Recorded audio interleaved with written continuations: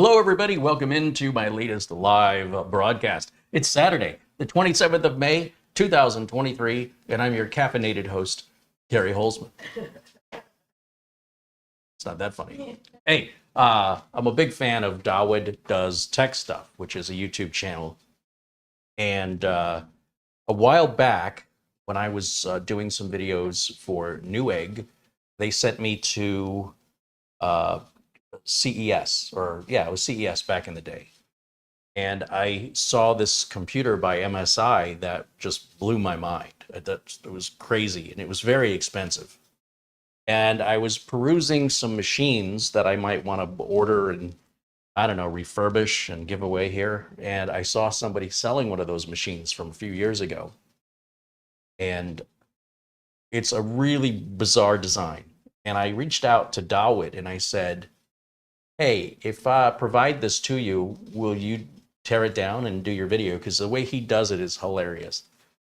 And anyway, a little back and forth. And so I ended up, whatever it cost, we just cut it in half. And he said, you know, when I'm done with this, it may not work. So, and I said, oh, I don't want it.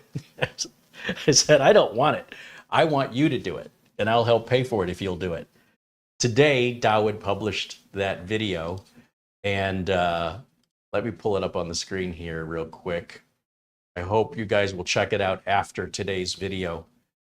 Where's my window capture? There it is.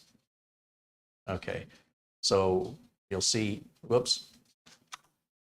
So there's the eBay box. He gives me a shout out and a thank you. And yeah, and you'll just have to wait and see. I will say, Dawood is a very brave person, because I certainly would have been a little more leery at disassembling this computer. It's not like any other computer design you've ever seen before, which is why I thought it would be great to see him do it. And he just tore at it, like totally fearless. I mean, the power supply is basically the spine of the unit, right up its middle. So, very unique design. Check it out. Or you can even go to the Newegg YouTube channel if you want to see my original interview at I want to call it Comdex, but at CES a few years back, 2016, 2017, something like that. So bookmark that, subscribe to Dawood if you haven't already. He is hilarious. And that's the kind of PC enthusiast I can get behind. All right. Today I have the smallest 4K, what is it? The world's smallest 4K mini PC. If you were watching yesterday when we were interrupted by the doorbell, that was this computer arriving. And I took it out of the box and wanted to update it so we didn't have to sit here waiting for updates, and put it all back in the box. There are problems. So I don't know, do we want to get the close-up camera out? Sure.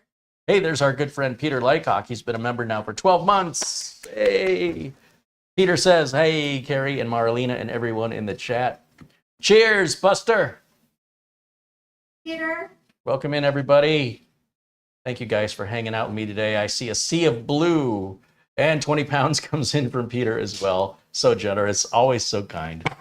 Peter, Buster, you're the man. I'm in the mood for a Coke today. I think it's time for a Coke. Are you ready with the? Oh, I didn't have it plugged in. Okay, let's go to close-up camera, and then we'll turn off this and turn off that. There you go. Come on over. All right, take a look down here. This is the box. Windows, Linux. It's a Intel Celeron J4125, 2.7 gigahertz. It's got 4 cores and 4 threads, no hyper-threading. That reminds me, I want to show everybody the way this is described on Newegg's website. So let's go over to window capture here for a minute. You can take a break for just a minute. You don't have to turn that off. I'm going to do this pretty quickly.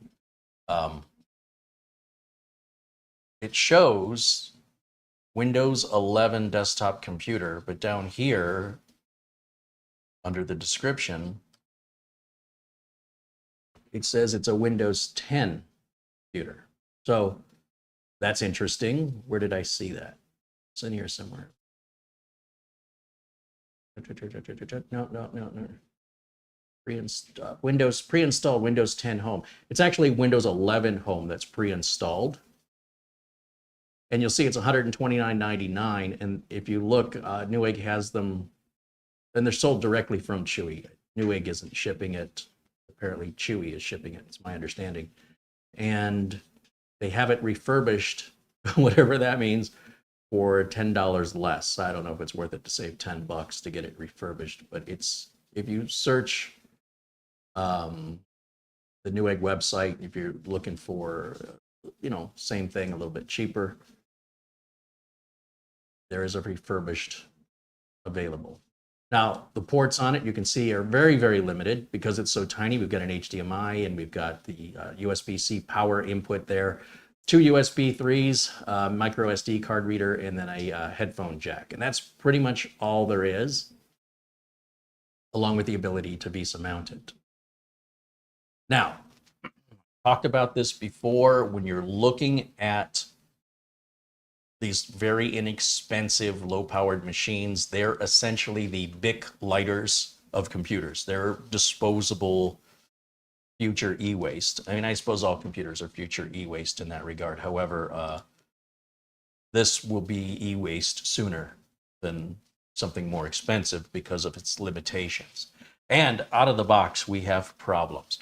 Now, one of the great things I enjoy about the freedom that comes with buying the products instead of getting them sent for free or being sponsored is I am free to speak my mind. I can tell you absolutely everything I think about this, and whether or not I recommend it or I tell you to avoid it, you know there's no financial incentive for me. I'm not an affiliate in any way with Newegg, so if you buy one of these from Newegg, I don't make any money regardless. So let's take a look, and just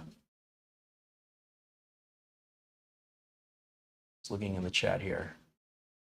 Can you put a dedicated video card in this? No. All right, let's get this unboxed. So we'll go back to the close-up camera. And remember, this is a disposable machine. It's not intended to be upgraded in any way. Come on over with that close-up camera again. There she is. Okay, so here's what you get. It's pretty simple. I've sort of repackaged this. Not sort of. I did my best to put it back the way it was, but that is the PC. And as I demonstrated yesterday, to give you some sort of a reference to the size, this right here is a Rubik's Cube. All right, that's how tiny this is. Then going back to the box, we have just like a, I don't know, it's a little plug. Oh, there's screws in here. And that's apparently for the VESA mount. I don't know why they didn't put them in this box. What is this box? There's, speaking of which, that's the VESA mount. And nothing else in the box. It's totally empty. So that's all you're getting for your $129, okay? So nobody's giving away anything for free. All right, let's get this set aside. And we'll plug it in and turn it on. And what I did was I started updating this last night, and it takes a long time. I think, you know, buying an off-lease i5 HP mini PC would cost you less and get you more. But you know, this is brand new. I guess it has a warranty of some kind. There's the ports that we just looked at, right? That all matches the picture. And then we just have a power button up front. And our power cable's gonna go in here like this. And our keyboard and mouse will plug into one of these remaining USBs. Now, do you notice there's no Ethernet port on this? This is Wi-Fi only. But here's the thing, I don't want to put it on my Wi-Fi, so I'm going to add this little adapter, which is in this drawer. I've got one of these adapters here. It's just a USB to Ethernet adapter. Now I've just consumed every single port we've got. I only have the HDMI port left, and I'm going to use that. So that's pretty bare minimum, right? Because I'm going to fill every hole in this system except for the micro SD card slot. So it's really a very limited use machine. And set your expectations accordingly. This would be good as a streaming PC if you wanted to watch Netflix or something, or do a little light browsing on the TV.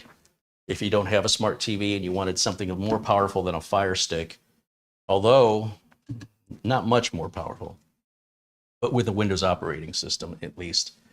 So let's fire this up. Look, we're using every plug. And the only thing we're not using are the SD card and the headphone jack. Those are the only two things left. Turn that on. See, there's a little blue light that comes on. Now I'm going to switch over to this. It's not it. Where did it go? HDMI input. There it is. There we go. All right, you can go ahead and shut that camera off. And from this point forward, we'll go ahead and let it boot. Oh, and I need to plug the network cable into it. So let me grab that. And the great thing about this USB network adapter is that it doesn't require third-party drivers. Windows has the drivers built into it. So now I can access the internet without having to hook it up to Wi-Fi. Now, one of the first things you're going to notice is the watermark that tells us Windows is not activated. You'll also see that I have copied over the Windows PC Health compatibility check for Windows 11, along with the Windows Upgrade Assistant. That tells you that we did not get the latest Windows 11 version. Let me put myself back up on screen here for a minute, and I'll just put myself in a corner here. So what this means is we have Windows 21H2 instead of 22H2. So in order for me to get Windows 22H2, I either have to wait for Windows Update to offer it to me, or I can force it by simply using these two applications. Now watch what happens. If I go, let's see, I have to go full screen so I can see this. Okay, so the Windows health check, somewhere in here, let's see. Now I will say that when I fired this thing up for the very first boot up, it didn't even ask to connect to a Wi-Fi. So it forced an offline account. I couldn't have made an online account if I wanted to because there was no option to connect to Wi-Fi. As far as the original setup was concerned, we had no internet connection and no ability to connect to the internet. Until after you complete the Windows out-of-box experience, you set up your offline account, then it loads the Wi-Fi driver, and then you can connect to the Wi-Fi. So that's weird. Not sure I like it, but that's different and unusual. Now let's go look at, well here, we'll just run this. This should be the Windows Installation Assistant. This can force the Windows 11 update so we don't have to wait for Microsoft to offer it to us. This PC does not meet the minimum system requirements to install Windows 11, but yet we have Windows 11. So how did they do that? Get the details by running the PC Health Check app. That's the second app I've got down here. So we'll run the PC Health Check app. Oh, it wants to download it? Okay, we don't need to do that. It's the browser. I should already have that installed. Programs. Goes. See it down here either. Guess we just keep reinstalling it every time we need it. So we'll just double click. So that's the thing it was trying to download right here. Installs. Pretty small apps. And it tells us, let's get this out of the way. Tells us that not only is Windows not activated,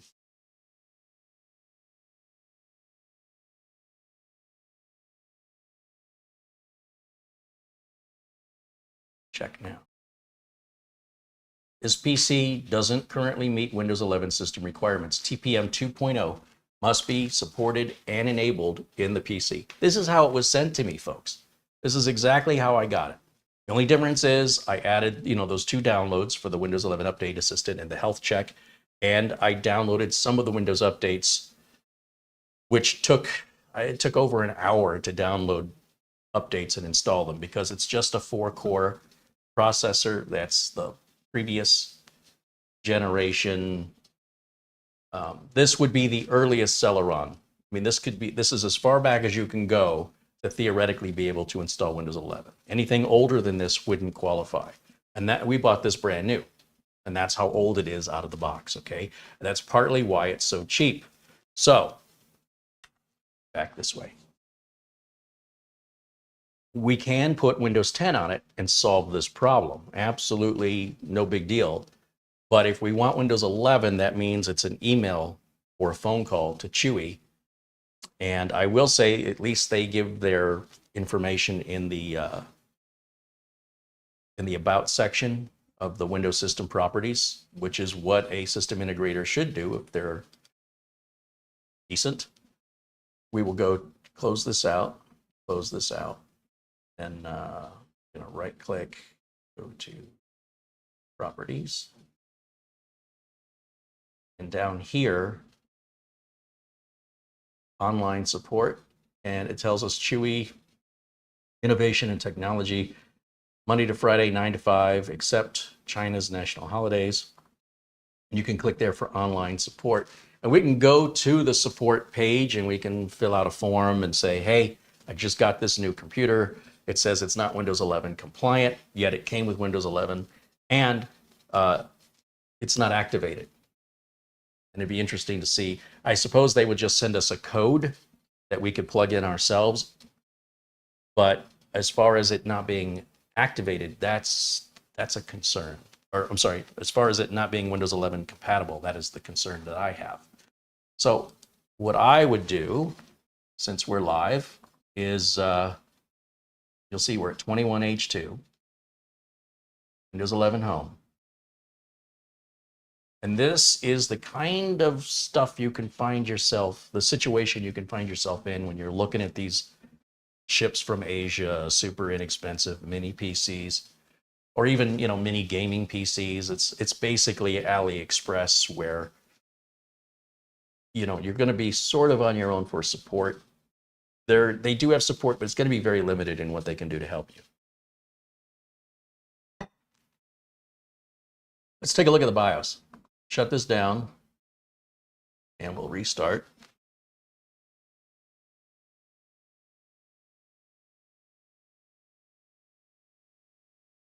Sarge Tech says you can install an M2 2242 SSD inside of this. Yes, we're going to get to that.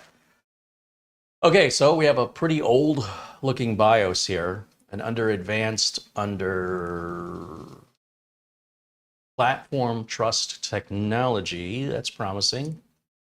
This I changed to enabled. Out of the box, the way it was shipped to me, it was shipped like that. Okay, but I went in and turned this on. It didn't make a change.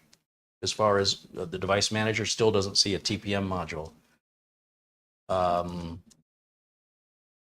keep going this way. Oh, we can see if secure boot's turned on. Temp secure boot. I would say, yeah, I think you need to have secure boot on. And that's pretty much our BIOS. There's not much else I would change there. I don't know what Windows push button reset is. That's interesting. Let's save and exit, and let's see what it does.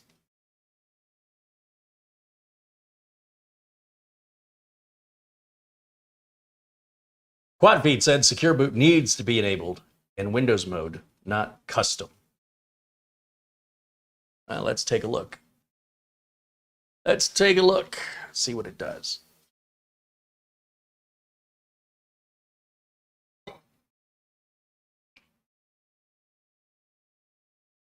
So the boot time on this isn't terrible, but anytime you need to install anything, that it's got eMMC storage, which is the cheapest, slowest storage. If I see any device where the storage is eMMC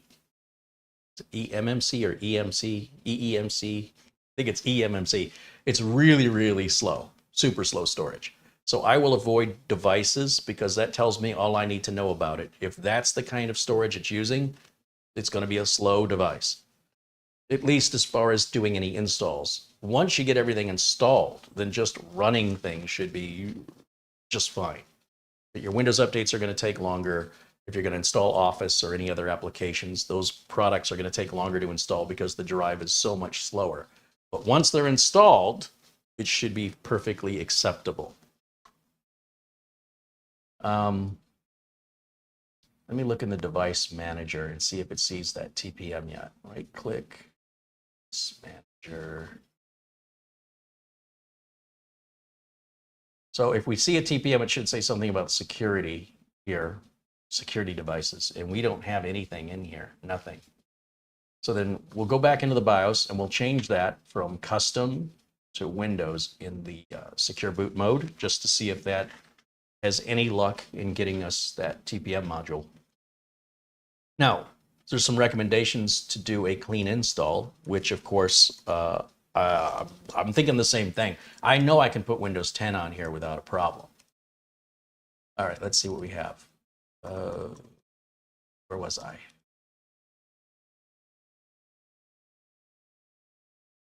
Secure boot. Secure boot mode standard.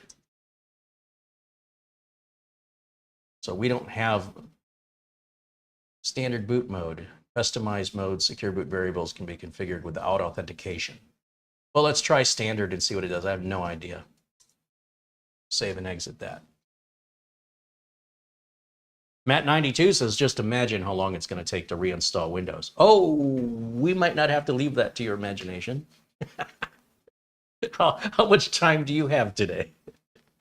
But remember, I've used up all my USB ports, so that's okay. I wouldn't want the network plugged in when I install Windows anyway. So if we need to do a reinstall, we'll pull that USB plug to the Ethernet and we'll plug our USB flash drive in that has Windows 11.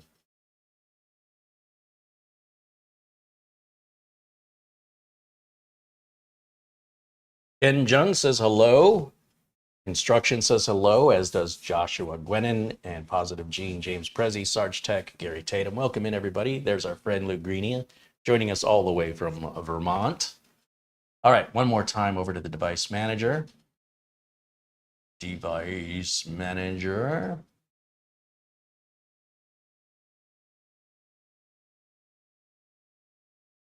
I'm still not seeing a security device in here. Isn't that interesting? It's just not there. And what that tells us is we're still going to fail the compliance check for Windows 11. And I'm sure I don't have to install this every time to run it, but I can't be bothered to go searching through the start menu for it. It only takes a second. So I'll just keep installing it every time. All right, so let's see what we get here. Let's check to see if we're compliant, and it says no. Computer says no. See all results. TPM 2.0 must be supported and enabled, but we just did. This PC does support secure boot. We're good there. The processor is supported. We're good there. And there's at least 4 gigs of RAM. This has only 6 gigs of RAM, so we're good there. Well, I guess that means it's reinstall time. So to do that, I'm going to shut this down.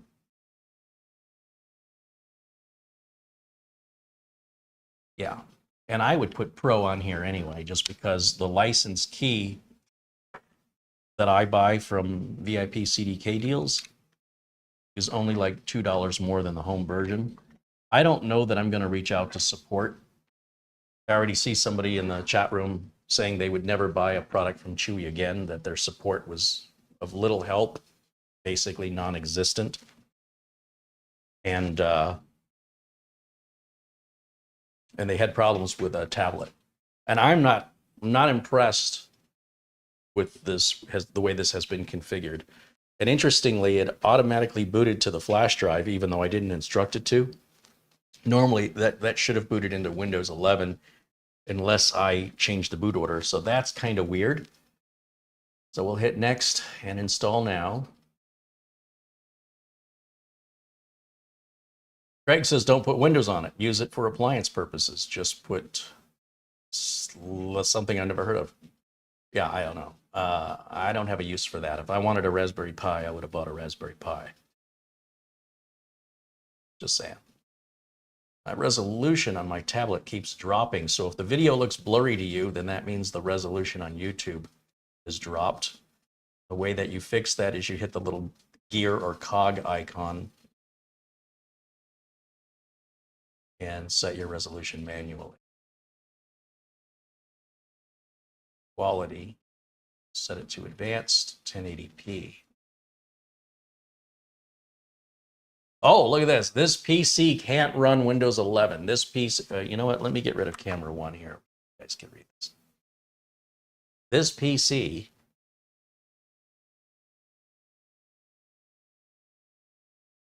doesn't meet the minimum requirements to install this version of Windows.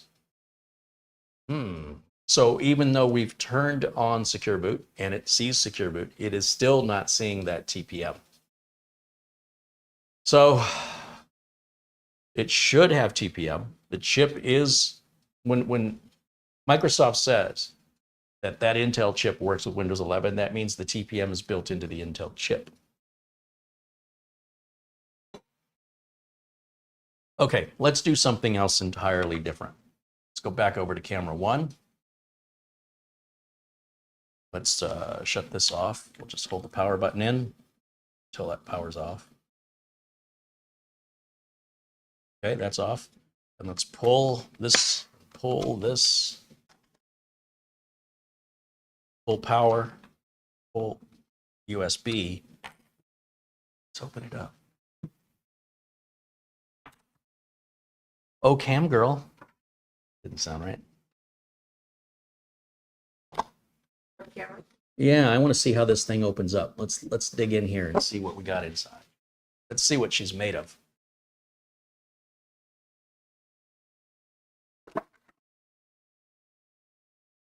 You ready? Yes. Let's see, close-up camera. Come on over. Okay. Wow, those are super tiny screws. So I'm going to use that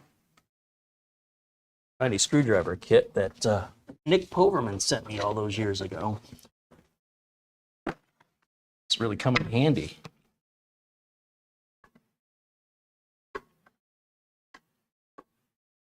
Wow.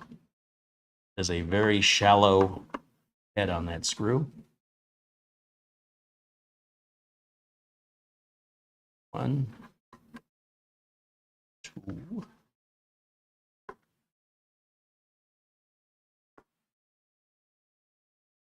3. And 4. It's pretty straightforward. Didn't have to remove any rubber feet. So looking at it from the front, right, this is our power button. Just so I know which way this goes back on, the words are going to be facing away from the front of the unit. So I'm just going to make a mental note of that. Oh, well, there's our slot for a 2242 SSD. And it looks like we've got 4 more screws.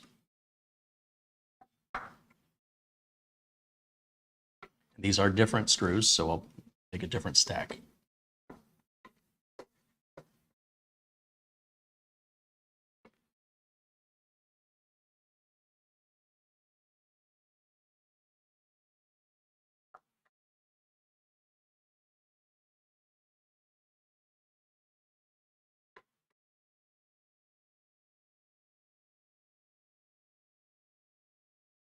Now we see an arrow right there, and that's pointing to the back of the unit.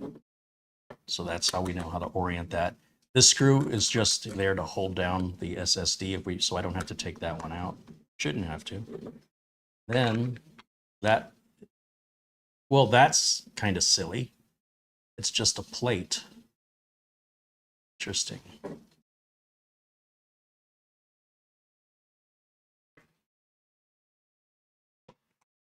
Okay, RAM is obviously going to be soldered on. Let's come out of here.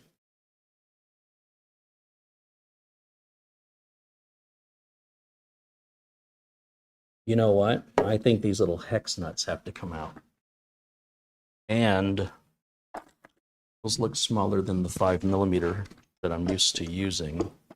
Well, that's not going to be easy. However, I do have a toolkit for that. Got a toolkit for everything. Let's see if this toolkit has what we need.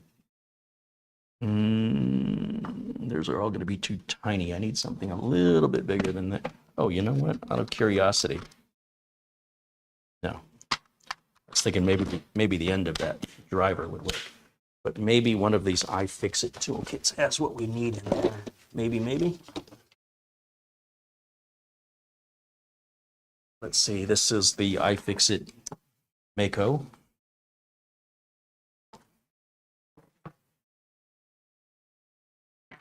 So we have all these little X.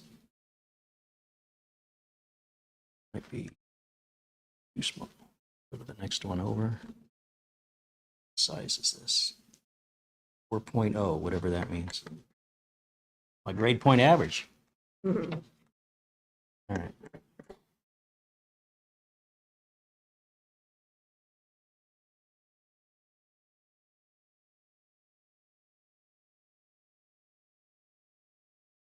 Okay, remember how this goes back together, guys.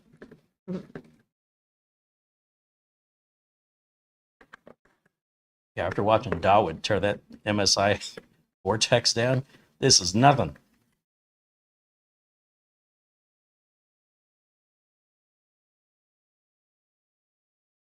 Hoistings provided us a link to bypass the checks. I don't want to bypass the checks. I want this to work the way it's supposed to, or put Windows 10 on it, one or the other. If I can't have Windows 11 installed properly, then I don't want Windows 11 installed at all. But I appreciate the link, and yes, that's always an option to go around the safety devices that are there to protect you. Oh boy, there's a couple of ribbon cables in there that are super tight. Oh, and look, more of these X nuts in there. There's a little teeny tiny CMOS battery. Isn't that cute?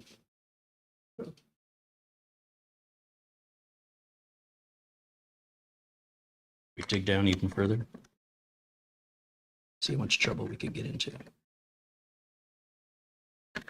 Now, look, I don't mind doing this with a $129 computer. I'm a little leery to do this to a $500 or more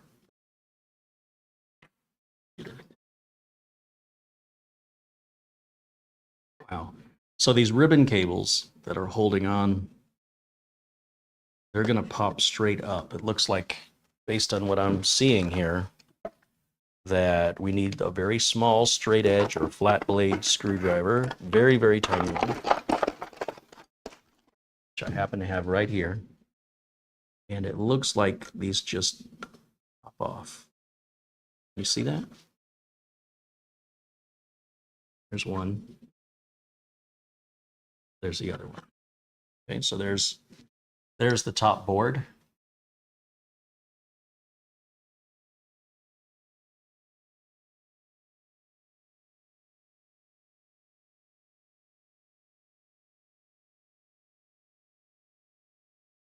Now, hopefully I can get in here without that board in the way to get these other big standoffs out.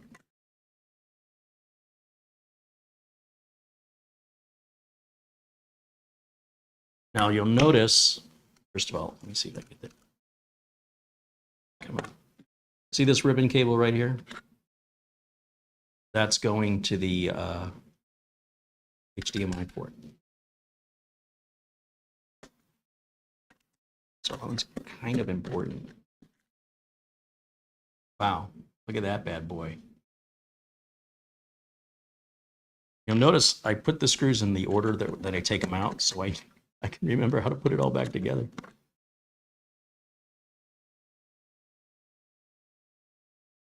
Second one. Third. More caffeine, Carrie. All right. Now it feels like the lid wants to come off. No, maybe not. Oh. Uh-oh. Well, I just yanked that out of somewhere. I guess that was sitting. I guess that was sitting here, like that. All right, we'll just put that with the rest of the garbage. So there's this piece. And then it's holding this in.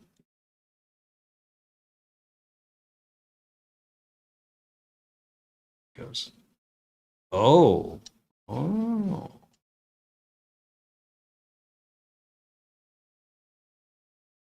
So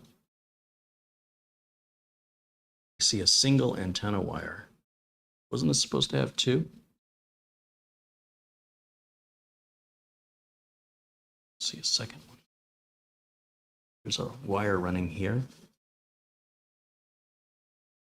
So this should come right up. It looks like they've got tape on it to hold it in place. And you can see,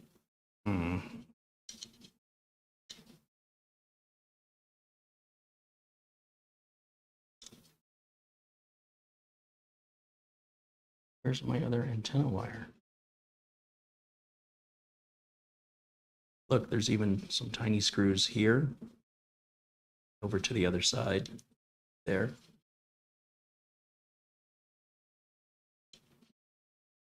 You know, if I take this tape off, it's never going to stick right ever again.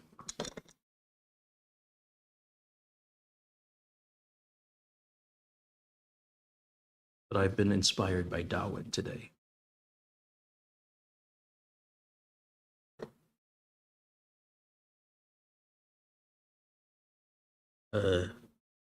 Where's that going?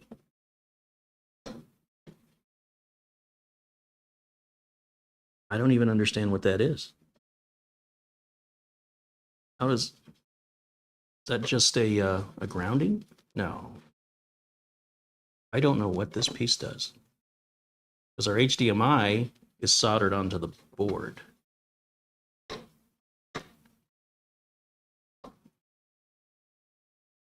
There's our CPU right there. There's our soldered on RAM.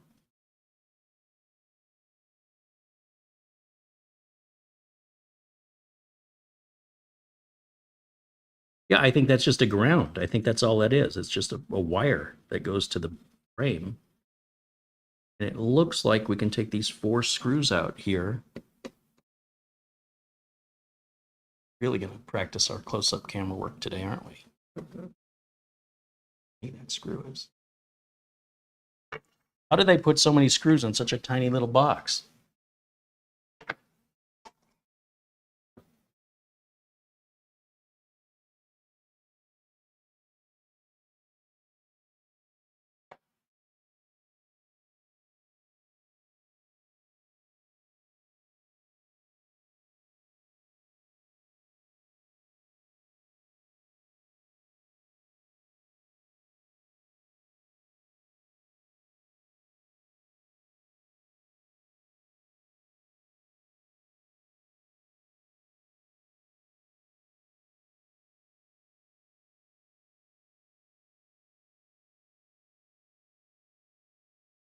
Okay. Then we can remove clip. Do it without breaking it. That would be great. And that's our, yeah, it's just a ground wire. Interesting. That with the rest of the garbage. And, haha, success. Yeah, there's only one antenna wire. That's weird. Okay, there it is. Change the thermal paste while I'm in there? No, I don't think I will. It's using, it's not even using paste, it's using a pad. So that's fine. We're not exactly going to have heat-related problems with a J-series Celeron processor.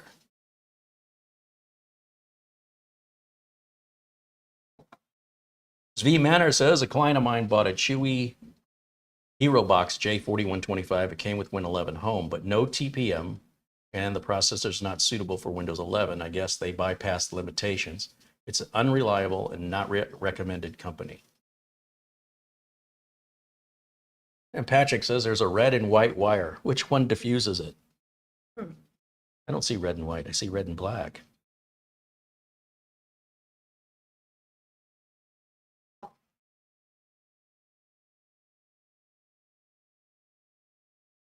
Is there a BIOS update for it? Terrell wants to know. That's a great question.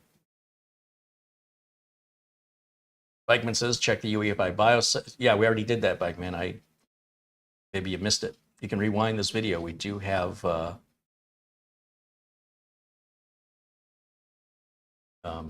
DVR mode enabled.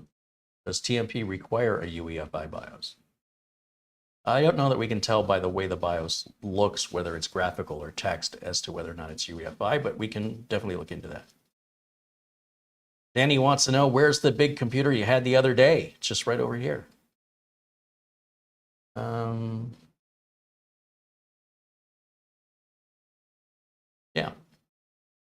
Luke Greenia says he thinks it needs more than just a BIOS updated in its present state. Okay, so anyway, you can see this is the heat sink, this is the fan, and that's the little wire that I unplugged. And then they've got thermal tape here and here, so whatever this chip is, which way did this go on? Was anybody paying attention to which way this went on? I think it went on this way. No, it's not going to line up. It's obviously covering that chip right there, so that's going to go on this way. Okay. And that's the vent for the fan there on the top.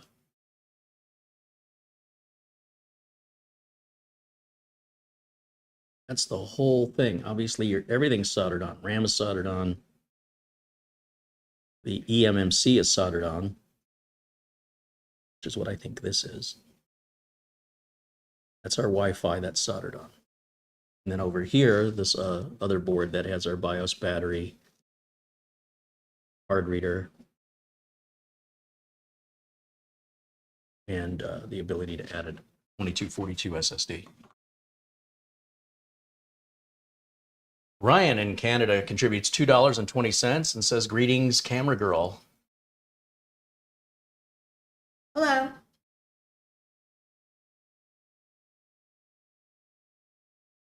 Say hello to Oystein and Elko. Say it. Hi, everybody. Say hello, Oystein. Hello, Oystein. Hello, Elko. Hello, Elko. Thank you. All right. Should I put it back together or at least make an attempt? Katrina H says, that is one small computer desktop, Carrie. Way to go tiny and then tinier. So your whole computer will be on your fingertip or fingernail soon enough, powered by skin voltage. Sarge Tech says, hi, Marlena. Hi, Sarge Tech. Richard Cullen joins us. Welcome in, Richard. What do you think? Should I put it back together? You could try. Do you remember where everything went? No, this thing is nuts. That's a lot of work to get in there. That's why I say these are meant to be disposed of. Let me think about this now. This has to go in, obviously, where the fan. Now I'm confused. Which way did this go? Did it go this way?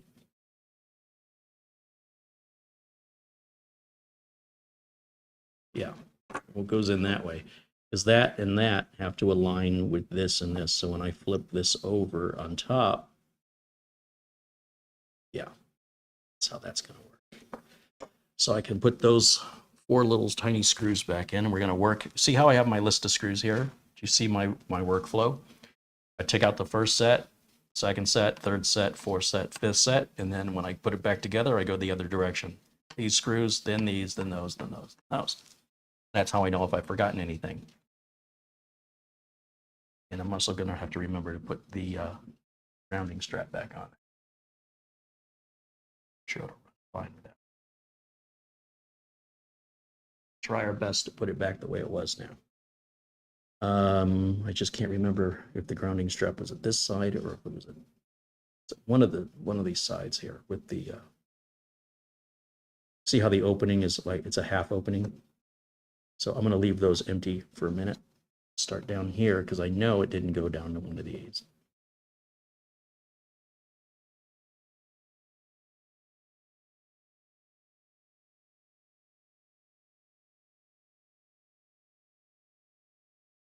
Here.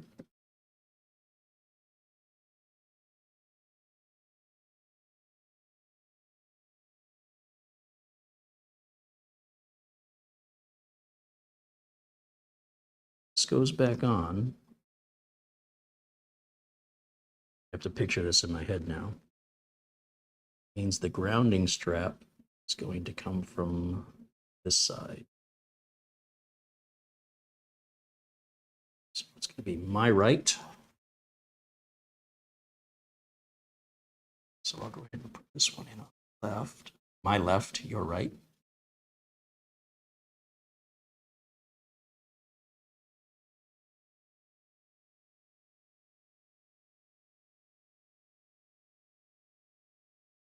And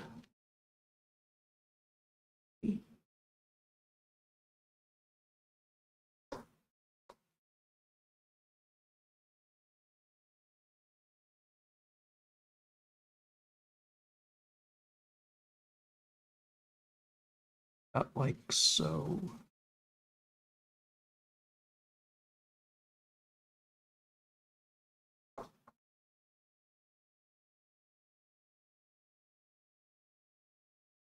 Don't over tighten. These screws are just going down into a plastic mount, so they're easily stripped out.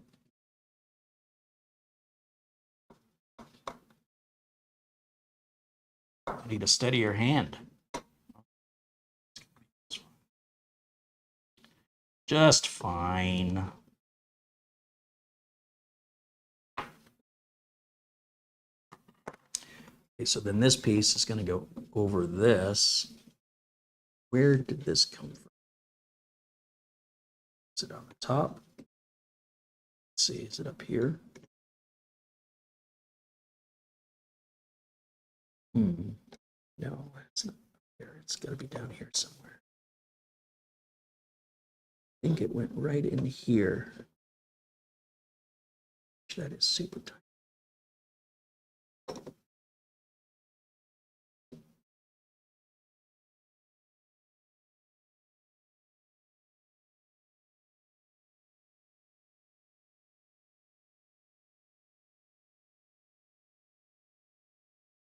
Okay, now my glasses need glasses. It's going to need a magnifying glass to do this work.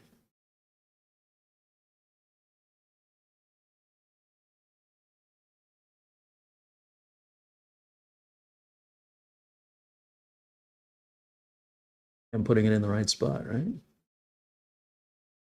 Pretty sure that's the spot.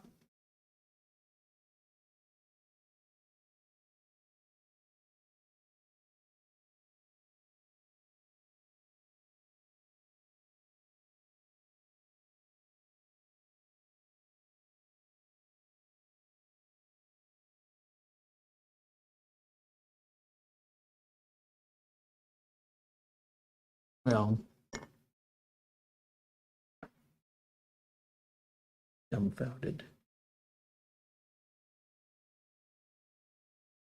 I think trying to put it on backwards. I think it's got to go this way.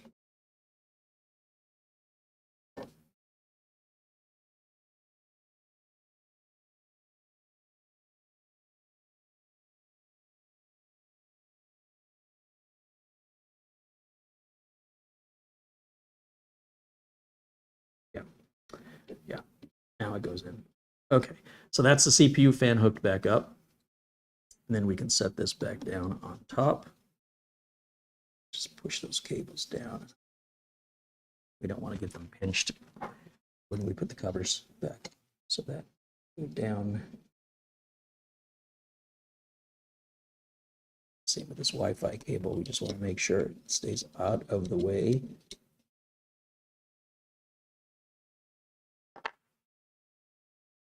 Think.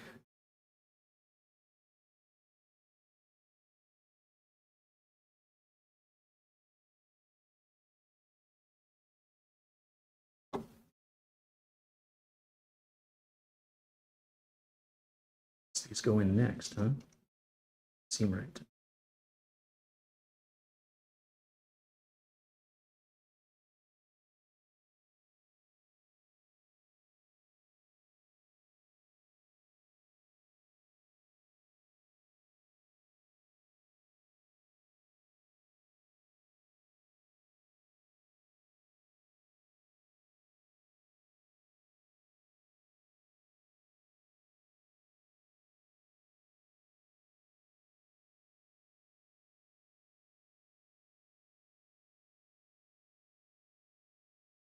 Oh, grounding strap goes to the other side, doesn't it? Yep. Yep. Good call. Charles Eslick in the chat room. Caught it. Good, good, good. Glad you did that before I got too far. Thank you, Charles.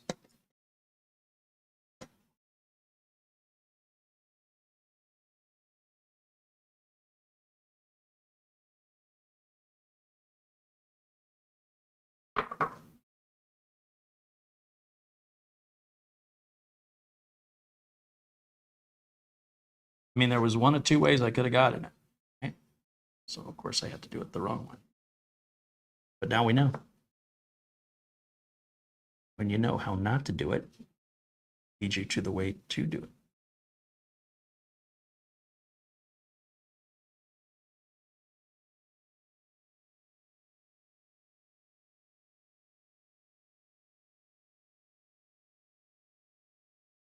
Now, getting the screw to release out of this little grounding strap.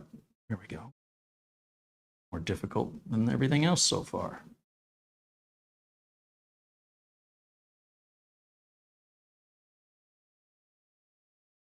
There. It's over.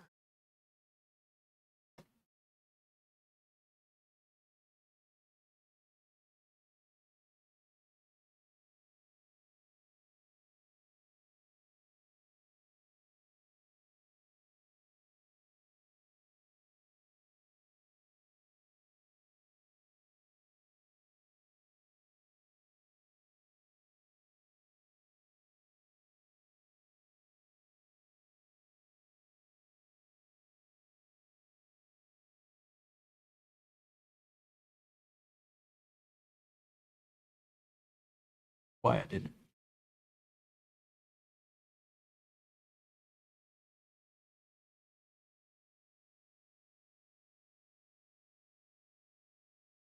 Okay.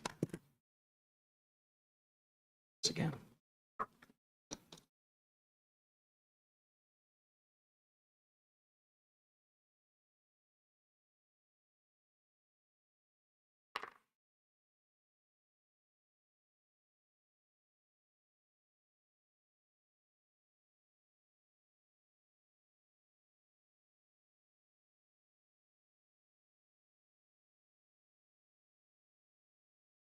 Richard thinks the thermal pads are not oriented correctly. Let's just double check. Make sure that that's... Yeah, you can see how that CPU and that other little thermal pad are going to align. So that is correct.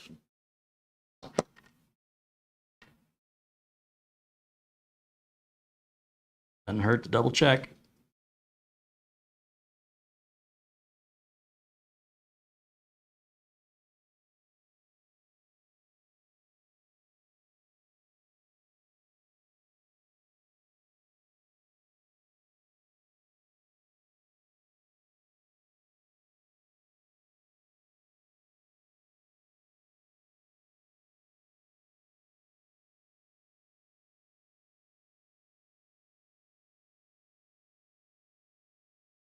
Let's go down already. Yeah, I guess it does, because it has to have a spacer between this and the board that goes on top of it, doesn't it?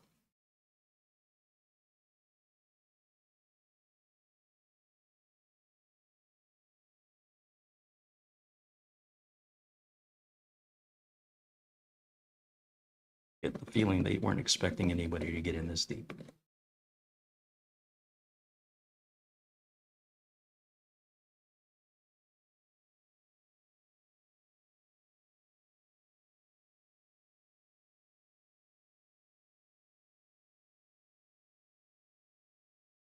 Just really surprised how far in these screws will go.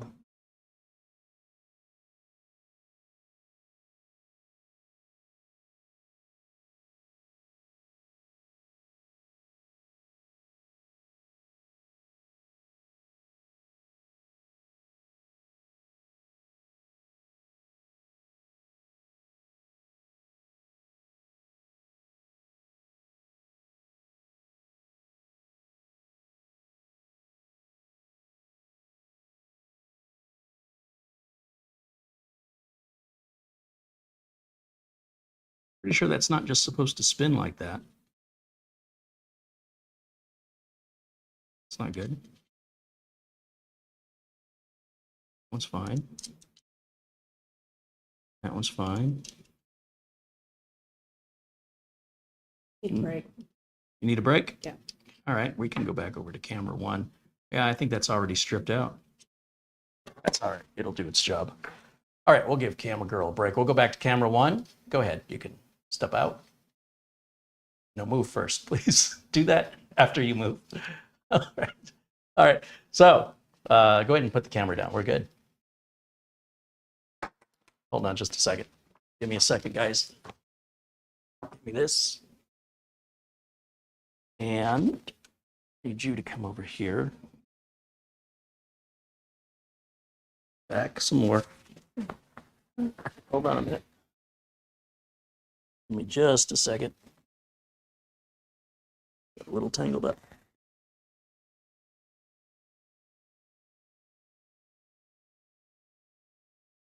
Oh. Everybody just stand by for a second. I'm gonna unmute here real quick and I'll be back with everybody in just a minute. I got a little untangling to do.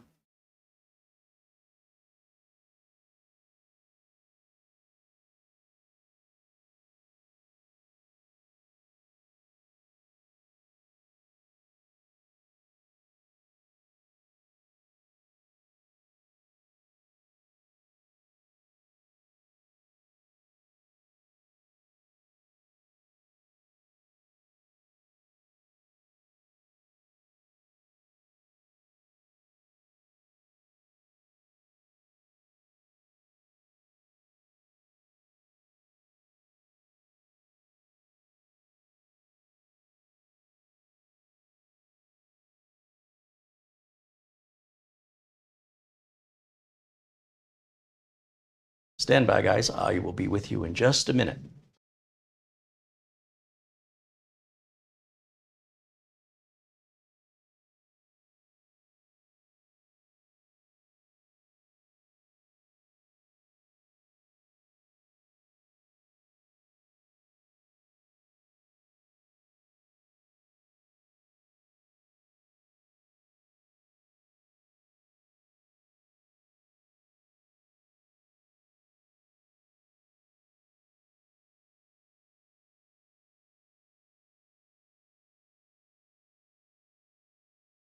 Okay, sorry about that. So where was I? Putting this back together.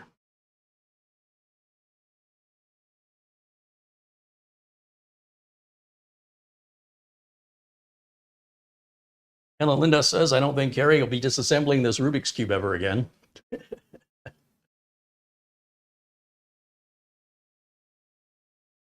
See. The housing goes on before the standoffs. Yeah, I think you might be right about that. To see that there's a... Oh, I'm trying to remember. They had to take something out.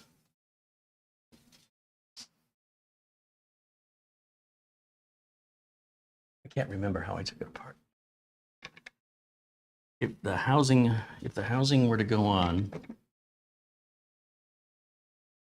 Yeah, that's right. So I probably drove the standoffs in a little too far, which might be what caused them to spin around like that. Nice catch. Appreciate it. That means I'm also going to need to put that grounding strap back on before the housing. It'll be very difficult to work within that housing.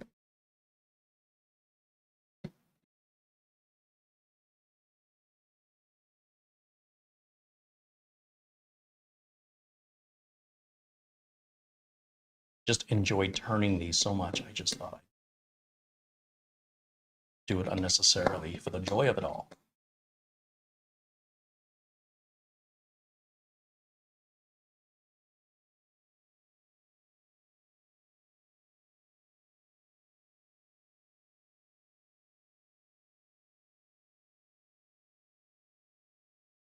All right.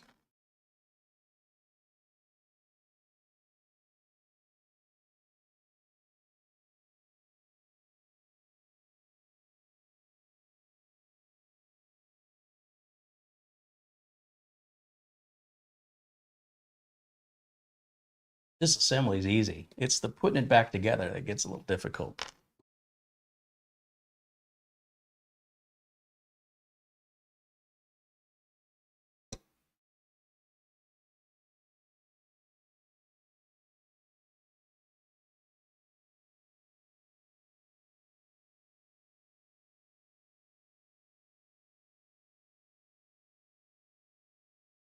This was put on something like this, I want to say. Something like that. Just holds that round. And then, of course, this is easy to figure out how it goes in as far as which side's top and bottom and where's the lineup for the ports going to go. So this has our display port and, I mean, our HDMI and our Type-C, so it's got to go this way.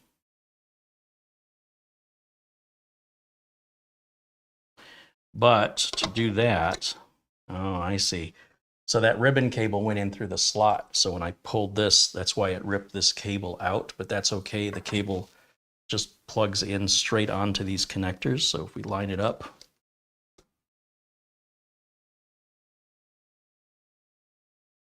have to do that now.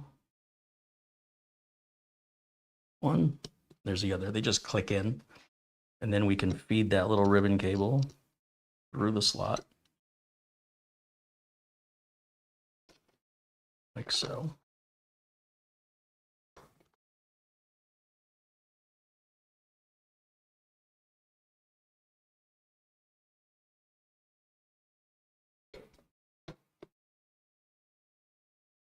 Well, that's a little tricky, isn't it?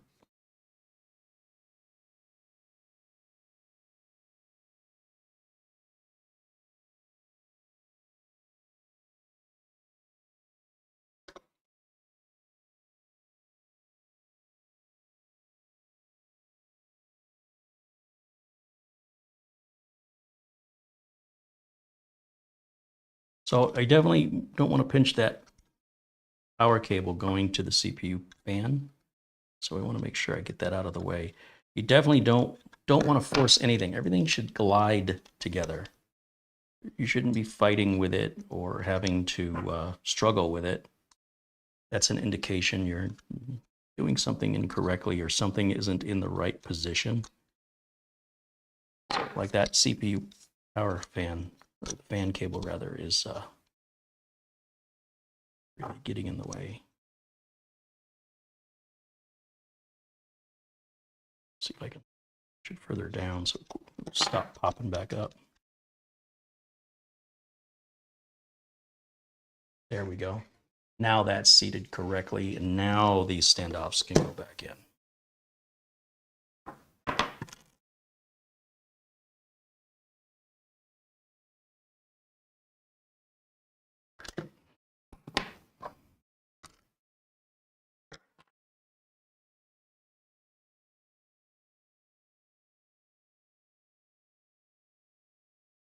Yeah, getting those started is not fun because you've got to get down inside of there. Kind of hold it at the same time. And of course, it's pitch dark in there, so you can't see anything.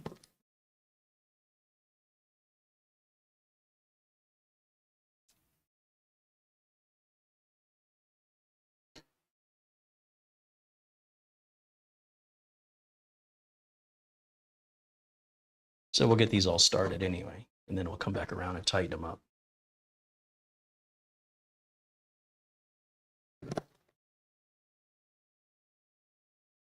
Will we have any leftover parts?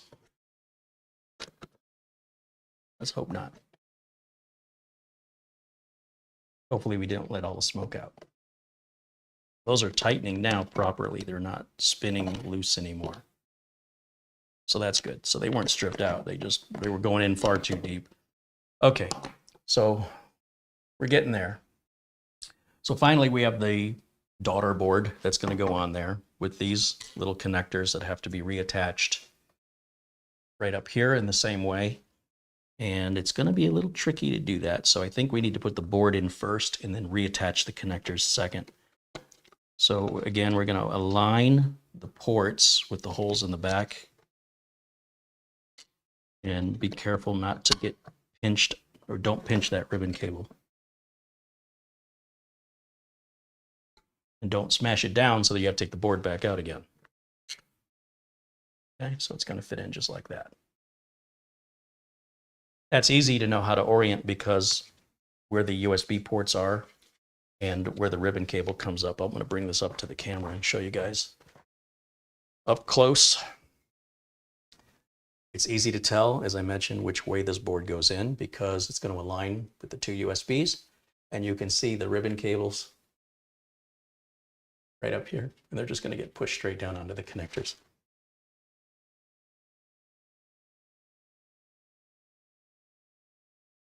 But first, I'll put the screws in. So we're back to these little standoffs this time.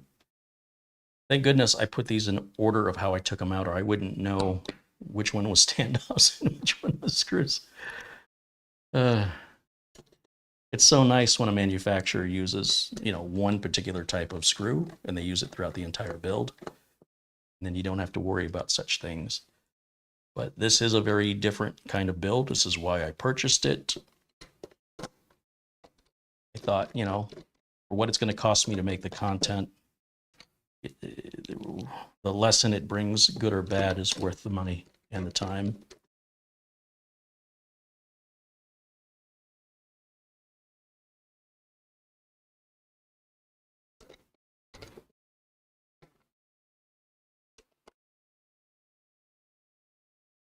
Okay, that's all 4 of those. 1, 2, 3, 4.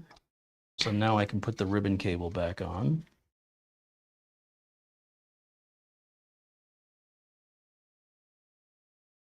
There's one. There's the other one. Just like that. Then this piece goes on next. This is going to be the little cover with the arrow indicating to the back of the machine. Then we use these screws here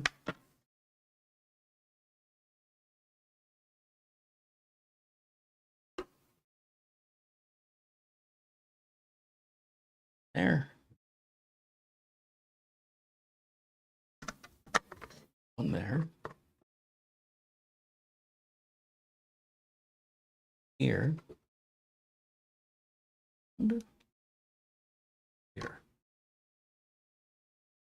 And now that I have them all started, I can go ahead and tighten them down.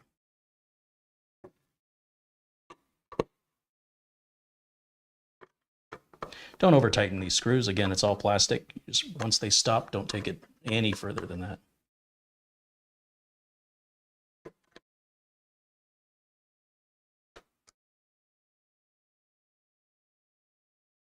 Okay. And then this, looking at it from the front, text was away from me as I recall. These 4 screws can go back on.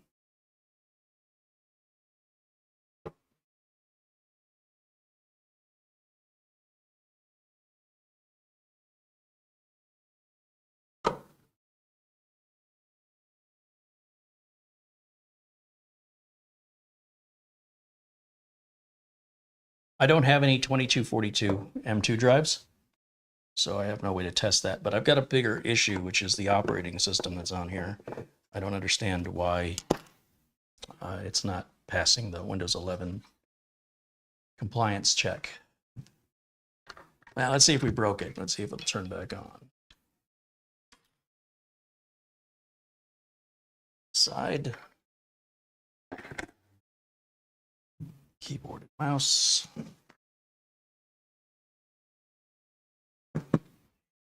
The HDMI cable, which I think fell onto the floor back here.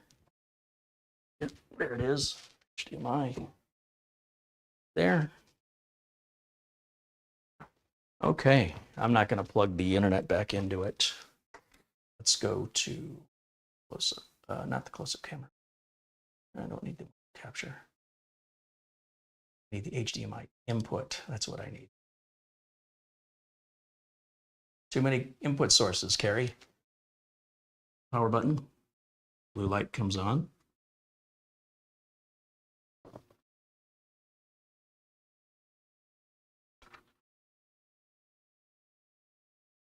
I hear the fan.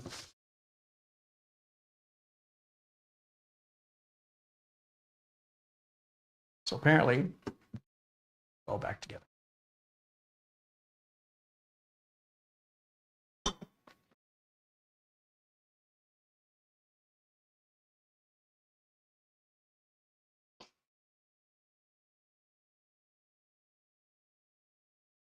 Okay, so then the question is, what's going on with the TPM settings?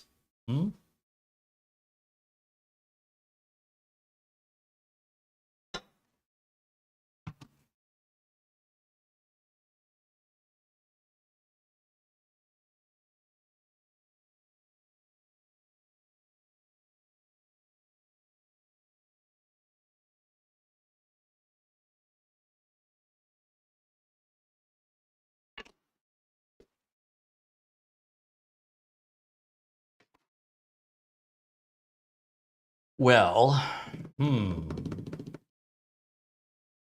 let's go back into the BIOS. Turn off camera 1 here. So I can go full screen and look at this BIOS again together.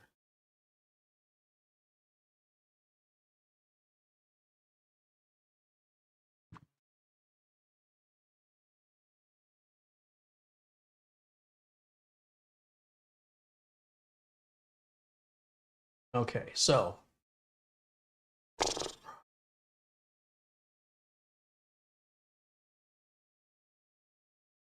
get our BIOS information 206. So February 6th, 2021, or is that June 2nd of 2021? Is that going to be month, day, year, or day, month, year? Well, either way. And back under Platform Trust Technology, we should see that is enabled. It's there. Need any of that. Security config. That's fine.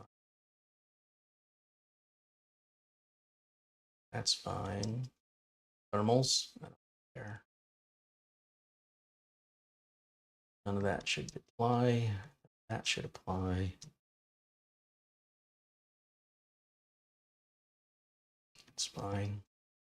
That's fine. Trusted computing, security device support is enabled. No security device found. Yeah, sure, why not? Smart fan function enabled. Why is that disabled?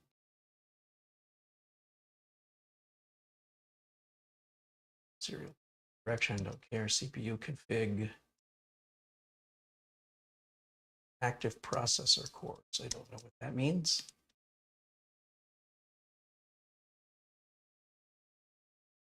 Fine.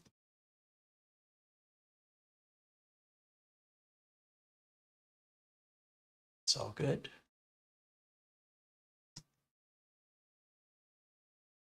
That looks good.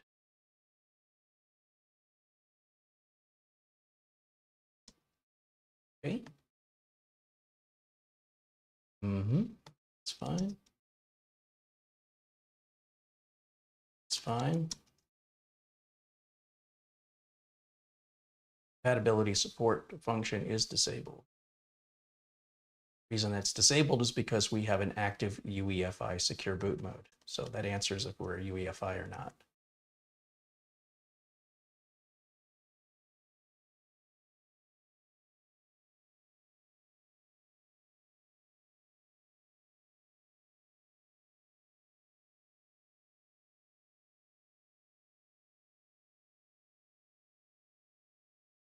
I don't know what it's going to do. So let's try that. Everybody, that. Chipset, click on LAN. I don't want to use that. It's fine. That's fine.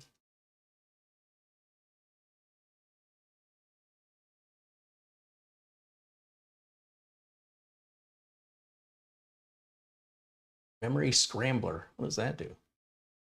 Enable or disable memory scrambler support. I have no idea what that is. There's all of our audio information. GNA, whatever that is. ISH. I don't know what an ISH controller is. LPSS, low power subsystem. It's all Greek to me. PCI Express seems fine. I support. I mean, there's a lot of stuff in this BIOS. I'll give them credit. If you want to get into that kind of stuff, it's there. SATA controller enabled AHCI, port 0. Shows not installed. I don't think you can have it. Well, maybe the M.2 is SATA only, or is it NVMe? I don't know. I don't have a drive to test it with. That shows our eMMC support there. Speed is at the highest number, so I guess that's good. Our USB configuration, it's fine. CNVI, that's going to be the wireless, right? Bluetooth over USB, all right? Miscellaneous, what do we have in here?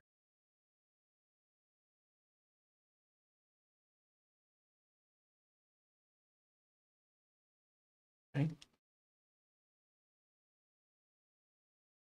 It's either.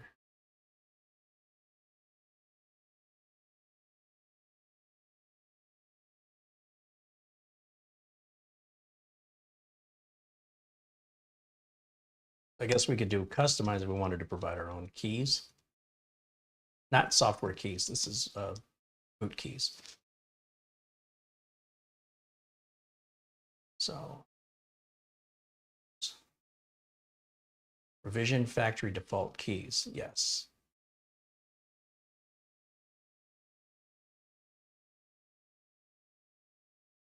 There. And I think that's it. I think we've been through it all. Save changes and exit. See anything else? Nick Poverman's posted a link here to forum.chuwi.com. All right, we'll take a look at that here in a minute. Katrina says, I'm loving it. It's so cute, but what does it work well for? Well, basically as a small computer for surfing, right? Browsing the web, checking email, or having a little home theater PC, something that you want to play videos from or play your Amazon Prime or your Netflix from instead of like a Roku or a Fire TV. You could do something like this because they have a very limited operating system and browsing on them can be difficult. This is going to give you a lot more power than that, but certainly less power than a typical desktop that we're accustomed to seeing would have.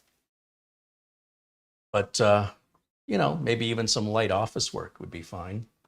Depends on what you do in the office. Let me go to properties here and let's take a look at, oh wait, that's not what I want. I go to device manager. So we'll right click here, go to device manager and see if we see a TPM device yet. So we should see something underneath the word processors. We should see security device.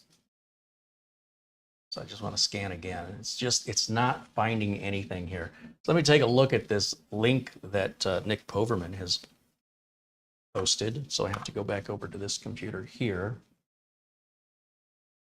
Streaming computer now. Let's take a look.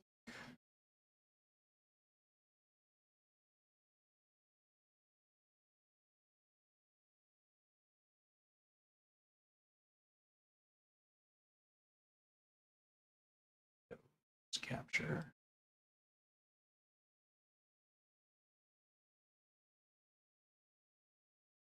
Windows 11, you need the TPM 2.0 chip. Can this be added? Big problem. Firmware TPM enabled in the BIOS and nothing shows in the operating system.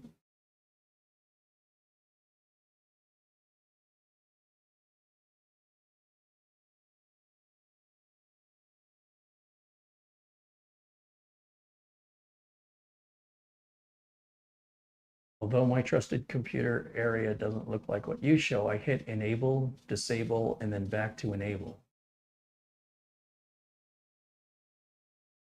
Version of BIOS 5.13.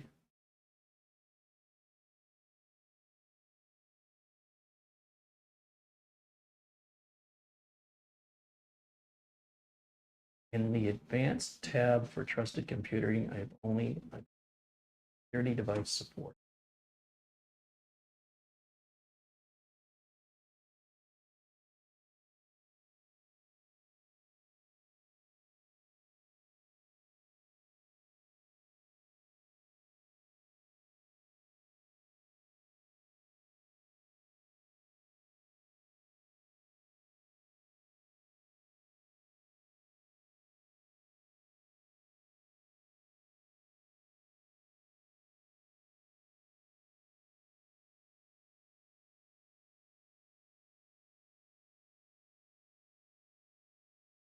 Must re-enable.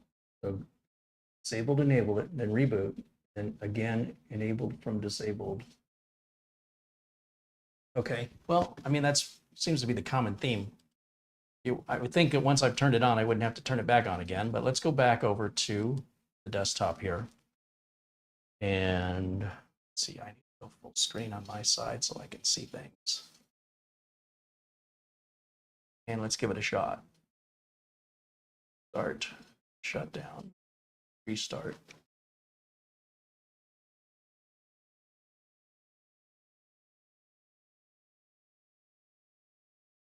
Trevor mentions running the TPM MSC file within Windows. Yeah, that's another way you can check.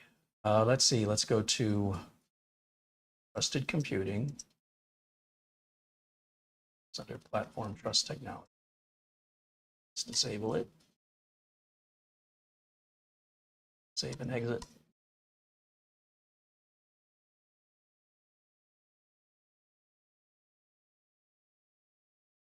Boot into Windows.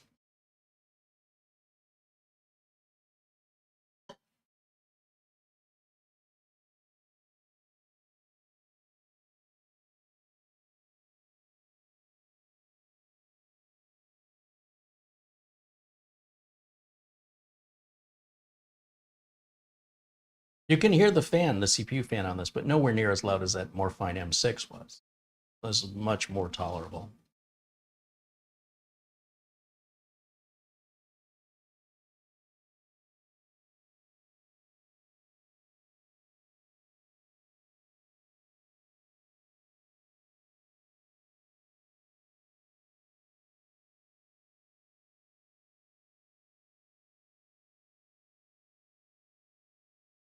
So still nothing being found.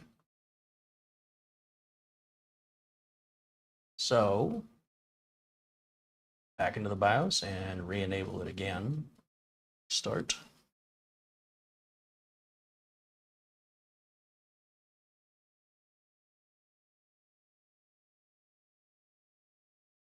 Back over to Advanced, back over to Platform Trust Technology. So we only have enabled or disabled.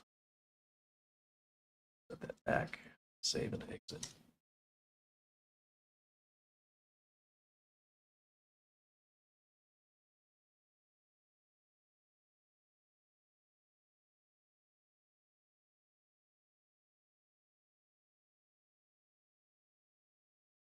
Joshua says the first screenshot has the answer.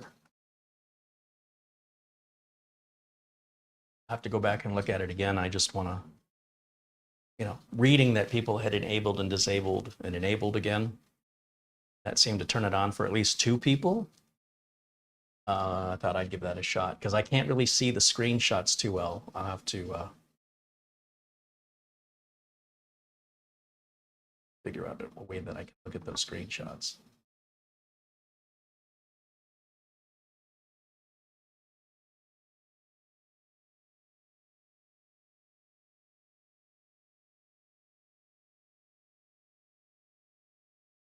Yeah, still nothing. So the TPM that we're talking about, just by typing in tpm.msc, should bring up the TPM interface in Windows. Tells us it can't be found. But obviously, if it's not in a device manager, that's where it's looking for it. So let me go back. Let's go back to my window capture. Take a look at that first screenshot.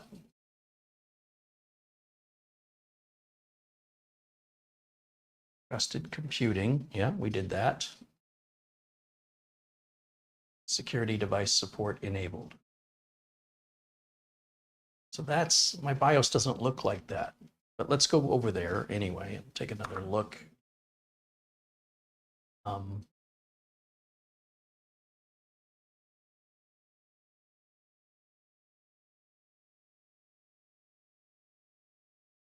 Screen.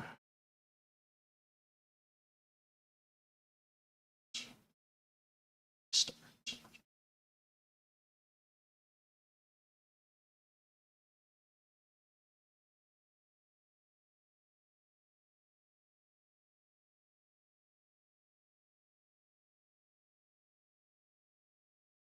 Advanced trusted computing security device. I mean, that's all. We already said it this way.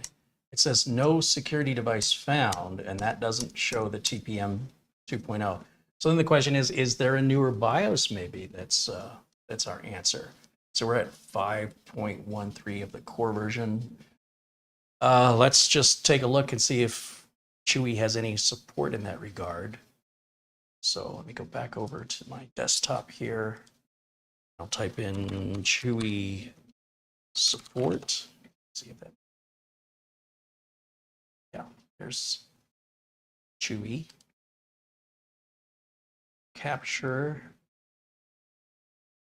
We want downloads. Chat with us. Check our forums. Send us an email.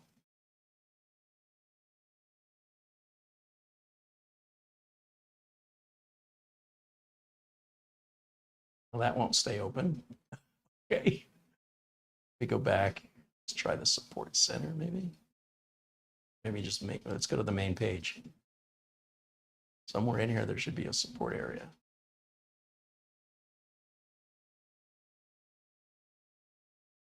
Any PC. LarkBox. And reduced fuselage. Okay, I suppose that's a name for it. Pretty neat how they do the breakdown here.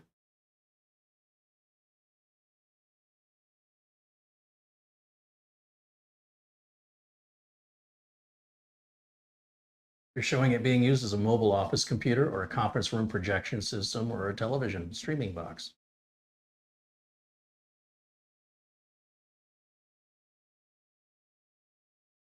And it's low power, 12 watts full load, and the VESA bracket to hang it on the back of the monitor.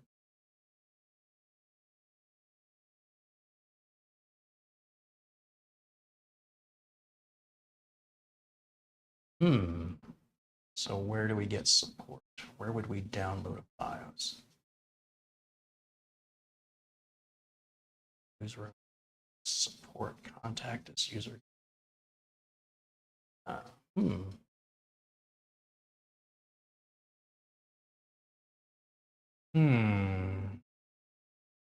Let's type in CHUWI LarkBox BIOS down.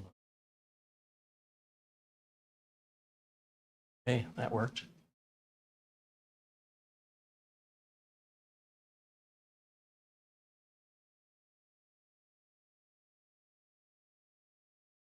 Better not mess with your BIOS or you'll end up with a dead one. We all know CHUWI sucks in after sales service, especially in the BIOS area. Word of advice, stay away from the BIOS, or might as well stay away from the brand. Well, that person seems to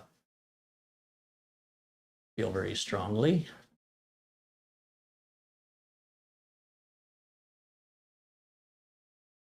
You can ask for the latest BIOS emailing service at chewy.com. Okay, so likely what I'm going to have to do is reach out to CHUWI and say, hey, this thing says it's got no TPM, and say that it's got no proper activation either, and ask them how I can proceed or if I should just send the unit back for a refund. So I guess there's going to be a part 2 to this, I think.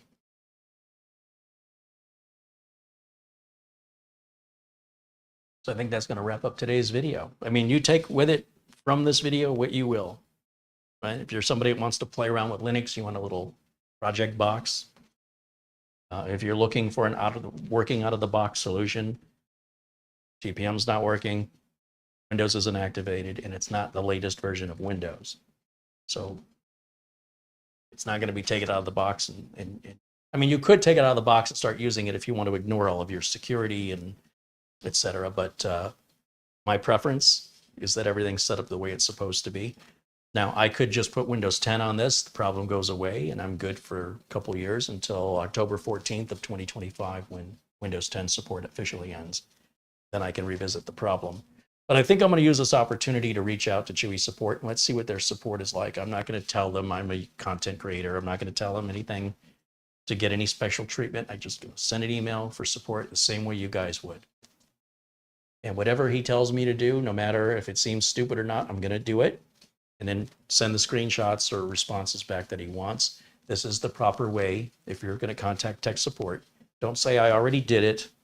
Just humor them and give them what they want. Things will go a lot faster. If you say, I already did that, then you're going to go back and forth, potentially delaying what ultimately is the fix. So if you want to get it done as fast as possible, then do exactly what they ask you to do.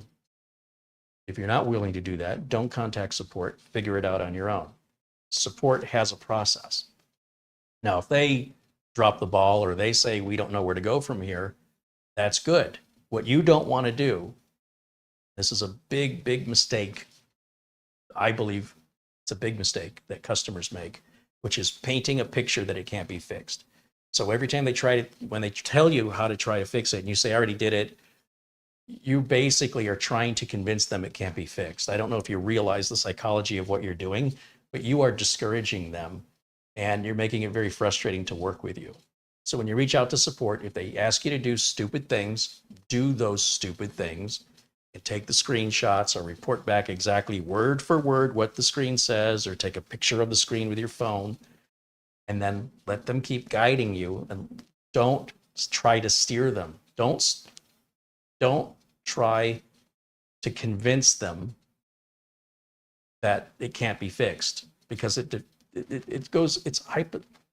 hypocritical for you to ask for help and then at the same time when they're offering you the help you say, that's not going to work, I already did that. You understand what I'm saying? Like, they didn't ask you to reach out to them. They didn't ask to be harassed.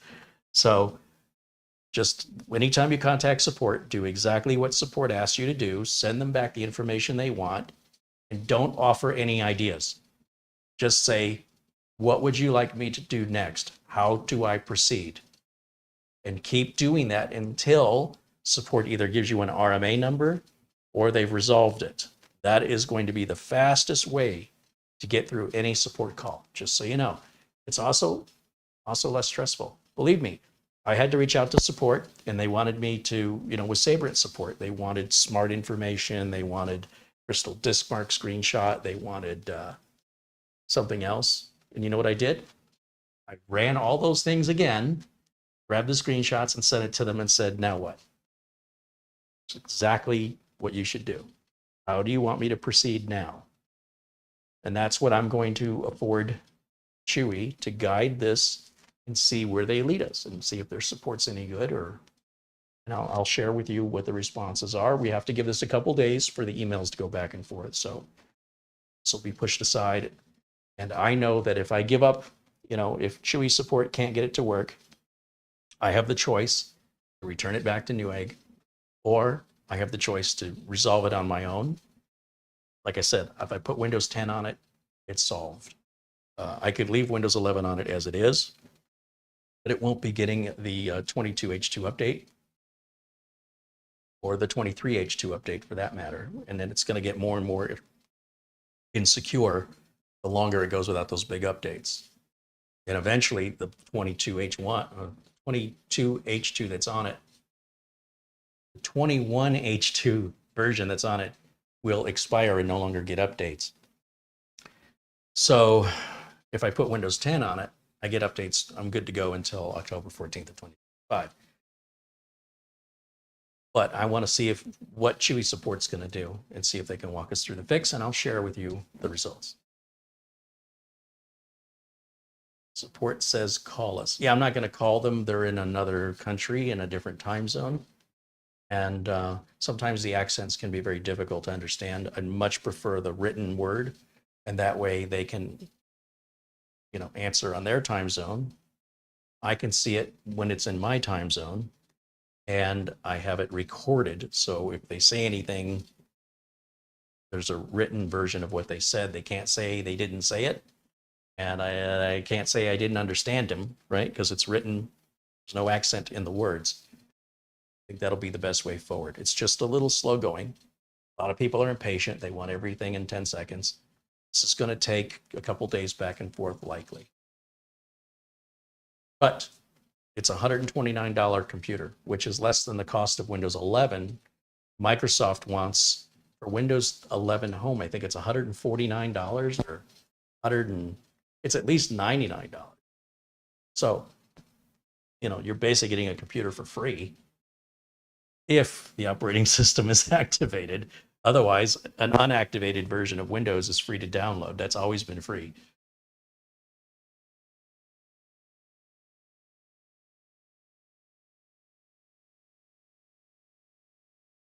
So if there's any last questions, I'll be happy to answer them now. Otherwise, we'll wrap it up for today. So I'm going to just scroll through the chat here real quick. If you've posted a question earlier, I likely didn't see it. Go ahead and please rewrite your question. Please do not ask me to go looking through the chat to find your question. I'm not going to. There's a lot of messages in the chat, and I'm not going to search for yours. Just repost your question again if you want me to address it. And we can move along and expedite getting the questions answered in that way. Sometimes people ask a question earlier. I've already answered, even though I never saw their question. So.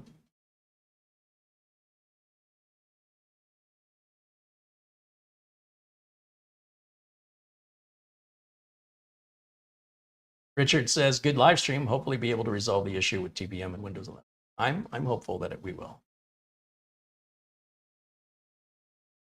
Lawn Dog wants to know, I wonder if running the Windows 11 compatibility checker might help. Yeah, we just did that. What else? Sarge Tech says, super show, Carrie, and Libranthesis says, thanks, Carrie. Patrick Russo said we should put DOS on it. That'll solve it. That would be the fastest DOS computer I've ever seen DOS on. That's a change for perspective. And John says, now I have time to get an M.2 drive for it. I mean, I could. They're not that expensive, 2242 drive. It's the same as any other M.2 drive. It's just not as long. I'll have to look up whether or not that's SATA or NVMe, though. James Prezi says, thanks for streaming. Hope all is well with Studio A and the dog. Yeah, he's doing well. Thank you. And Scott says, great show. Have a great holiday. Peter Laycock says, good night, everyone. Don't know if I'll be live tomorrow or not. It's the Memorial Day weekend. So Monday here is a holiday. A lot of people don't go to work on Monday. And I will be at work. I will have my members only video on Monday at 1 o'clock for all of the members of the channel and or the supporters, I should say, the people who you see in green or having the little gold badge with a number next to their name. Those videos are for those people. They're only allowed in the chat. They're only allowed to see the video. If you join up for the membership, it's $9.99 a month. And you might say to yourself, geez, $9.99 a month, that's a lot for just one guy, one channel. I agree, kind of is, but YouTube's taking 30% of that. The government wants essentially 30% of what remains. So I'm going to end up with $5. And that's once a month. Granted, it's costing you $9.99, but with that money, I'm able to buy this equipment and I'm able to make the content without having to deal with sponsorship, without having to become a spokesperson or a spokespuppet for a company that tells me which product I'm going to review, right? Because they have their own agenda. This is the product we're marketing now. So this is the video you're going to make. I don't want to be told what videos to make. You're going to tell me what I'm allowed to say, what I'm not allowed to say, and I have to pre-record the video and upload it for approval and make any requested changes. And it's got to be done with a deadline that's agreed upon in the contract. And if all that is met, then I get paid. So if you guys, by being supporters of the channel, your $10 a month goes to my ability to go to Amazon and buy stuff. We've got a lot of money and parts coming up here. So I've got the Asus store NAS that runs off NVMe drives. We've got a HighPoint RAID card that runs off NVMe drives as well. I'm going to be reviewing those coming up. I've got a Cube computer build coming up this Friday. So that's case nobody else on YouTube has done a video on this case. And I've got some mini PCs coming in, including ones I've purchased, plus there's a couple that are being sent to me free for review. So I do kind of mix and match, but I will always give you full disclosure at the beginning of the video if a product was sent to me for free in exchange for a review. Other than that, there's no contract, there's no legal requirement. It's just it's done on a virtual handshake. They trust that I will make the review, and that works well when those opportunities exist, right? But I also don't want to sit here and just do reviews all day. I will do repair videos and build videos as well as these reviews. And anything else that tickles my fancy in the tech arena, I'll be making videos, including software if I'm interested in it. Speaking of which, we have a full all year round 30% off RoboForm, which is the best password manager as far as I'm concerned. It's all I've ever used for nearly 20 years. I want to remind you the VIP CDK deals. If Chewy's difficult to work with, I'll just go buy a Windows 10 key for $15.90 using the coupon code CARRY. All the links are in the video description below the video. If you see anything in my videos that you want to purchase, like the keyboards or the tools you saw me using, they're all in my Amazon store. The link for that is also in the notes below this video. You can follow me on Twitter, where I post news articles and things that I don't cover here, as well as upcoming videos. In case you're not getting your notifications, you can follow me on Twitter. And on Facebook, you can friend me on Facebook as well. And I always post links to my upcoming videos on Facebook. It's another way that you can be notified. So those are all ways that you can stay in touch with me.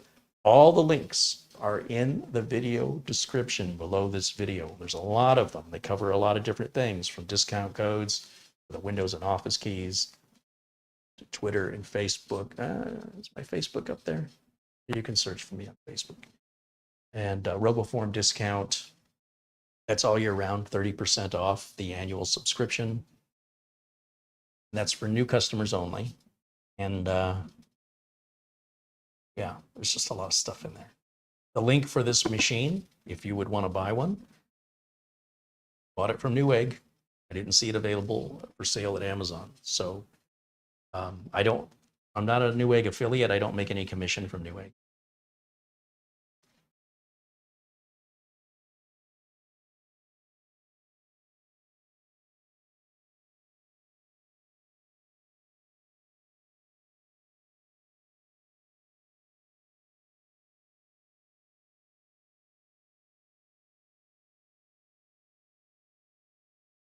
Victor Mute says he found a link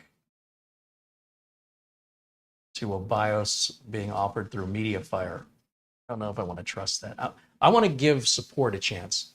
And I want support. If they want me to update the BIOS, they'll send me a link to a BIOS. So I appreciate that, but I'm not willing to go that route yet. That's just too risky for something brand new. You should never have to fix something brand new. This should have just been returned because it doesn't work out of the box. But because I'm gonna make content out of this, you know, I'm just making some lemonade out of these lemons. And if you decide to buy one, you experience something like this, I would advise you, you have two choices: contact support, give them a chance to fix it if you really, really want the box. But do keep in mind, returns are 30 days. So tick tock, you can't give them too much time and you can't procrastinate too long, or the return window will close and you'll be stuck with it. So decide how you want to proceed. Essential Working Too Hard says, nice stream. Thanks, and have a great holiday weekend.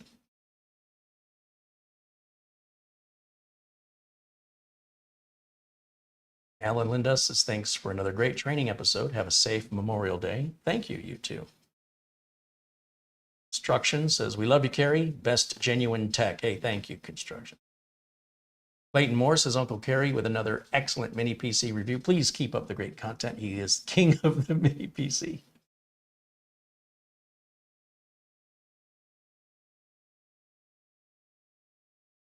Terrell wants to know if the ASUS store is the 6 drive or the 12 drive. I don't have the money to spend on the 12 drive. Furthermore, I don't have a 10 gig internet or network. So it'll be the 6 drive because there's no benefit to me having the 12. I'm going to put 6 4 terabyte team group.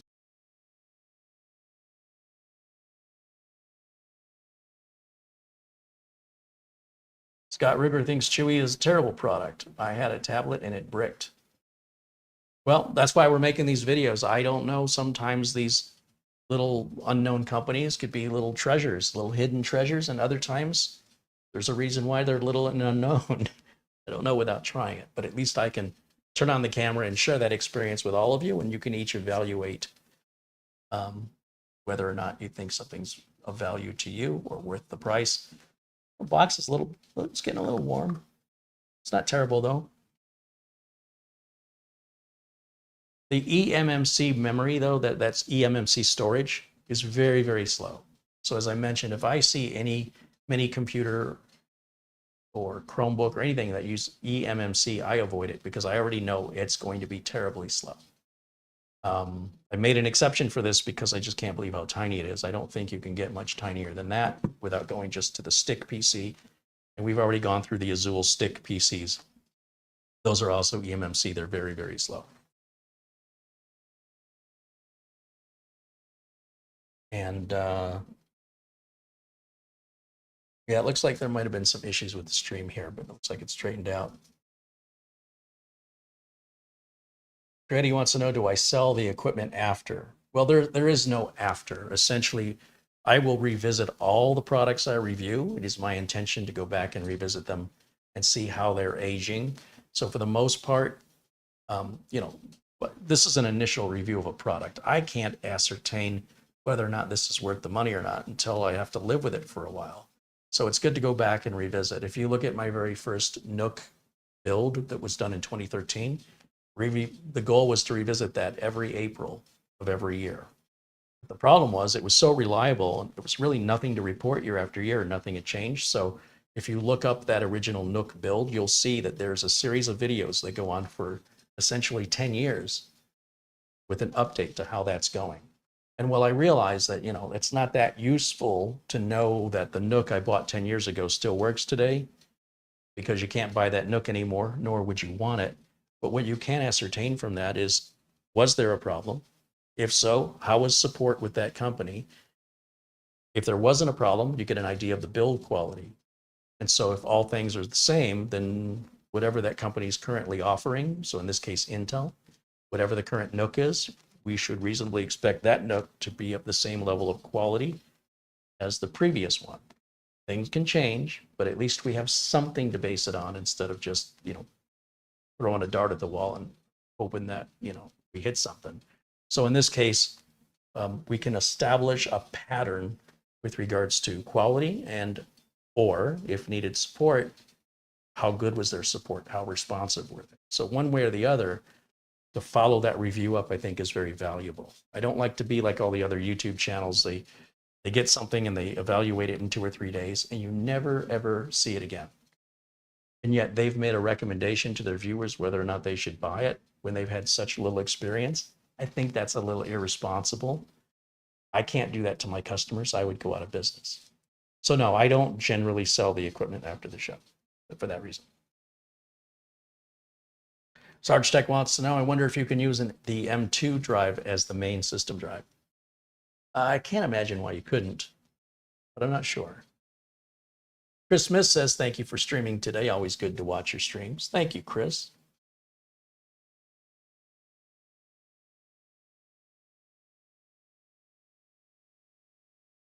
And yeah, and it looks like some people are having some issues with the stream here, so it's a good time to wrap it up. And we're just under the 2-hour mark. So thank you guys so much for hanging out with me today. And I will follow up with a part 2 on how this progresses.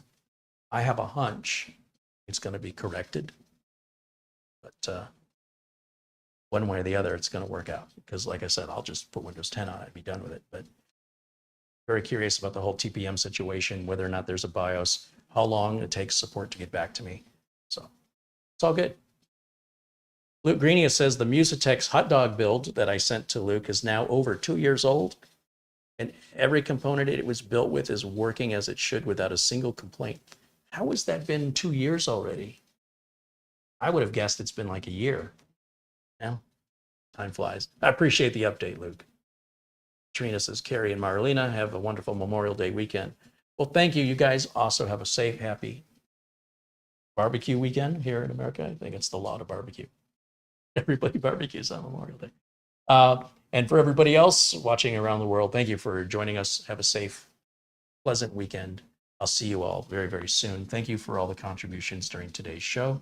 And thank you to Marlena for the camera work. Thank you, Cam Girl.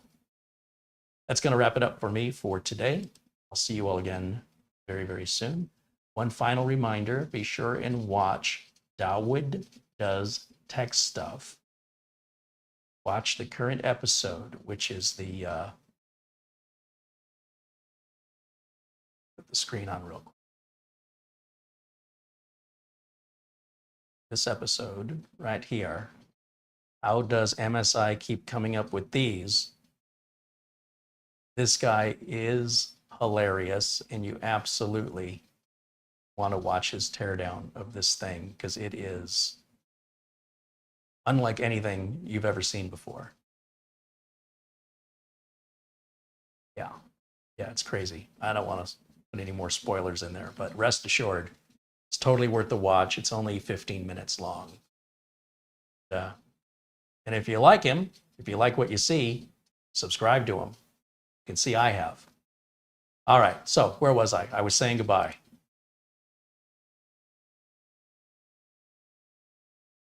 Let's see. Here's my camera. Okay. The link for Dawood's video is in the video description below. Please do check out the video description. If you enjoy this content and you want to see more like it, please hit the thumbs up button.